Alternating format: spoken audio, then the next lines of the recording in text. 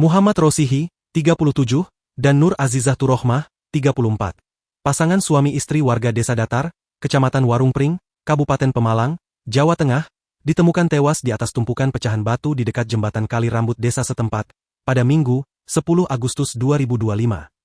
Sebelumnya, pada Sabtu, 9 Agustus 2025, malam, keduanya sempat mampir di sebuah warung di dekat jembatan. Satreskrim Polres Pemalang yang mendapat laporan penemuan mayat ini langsung mendatangi lokasi dan melakukan olah tempat kejadian perkara.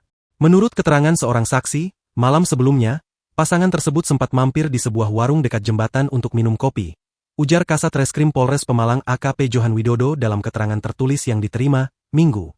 Namun, keesokan paginya, warga yang melintas menemukan keduanya tergeletak tidak wajar di atas tumpukan batu. Setelah dicek, ternyata, pasangan tersebut sudah tak bernyawa. Tim medis dari Puskesmas Warungpring yang melakukan pemeriksaan awal menyatakan tidak menemukan tanda-tanda kekerasan atau penganiayaan pada tubuh korban.